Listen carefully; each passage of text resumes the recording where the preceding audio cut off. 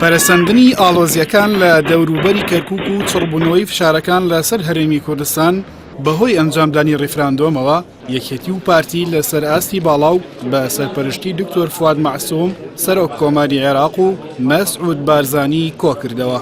دوای کۆبوونەوەکەش مەلا بەختیار لە پرسراوی دەستەی کارگێڕی مەکتەبی سیاسی یەکێتی و ئەندامی شاندی ئەو حیزبە بە میدیاکانی وت کۆبوونەوەکە بۆ وەڵامدانەوەی هەموو پرسەکان بووە و بە دڵی میلەتەکەمان بووە و پڕ بووە لە هەستی بەرپرسیارەتی.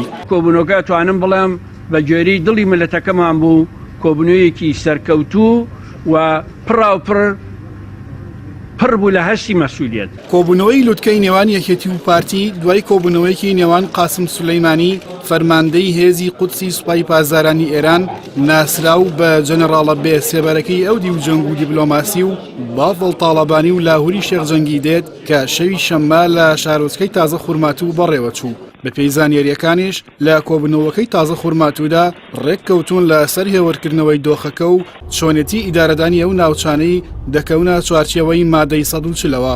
دوای کۆبوونەوەی لوتکەی پارتی و یەکێتی کە لە هاوین هەواری دوکان بەڕێوە چوو ئەو دوو حیزبە ڕاگەنراوێکی هاوبەشی 5 خاڵیان بڵاو کردەوە و لە تەواوی خاڵەکانی ڕاگەنراوەکەشدا بە دێڕێکیش باسییان لە پرسی ریفراندۆم و دەرەنجامەکەی نەکرد. لە خاڵی سێمی ڕاگەنراوە هاوبەشەکەدا یەکێتی و پارتی ڕایدەگەێنن هێزە کوردستانیەکان ئامادەن گفتوگۆیەکی بێمەرج و کراوە و بنیاتنەر لەسەر بنەمایی بەرژەوەندی بەغداد و هەولێر و پرەنسیپە دەستووریەکان ئەنجام دەن. بەڕای چاودێرانیش ناوهێنانی پرەنسیپە دەستووریەکان لە ڕاگەنراوەکەدا هێمایەکی ڕوونە بۆ پاشەکشەکردن لە پرسی ریفراندۆم و هەڵپەساردنی دەرەنجامەکەی.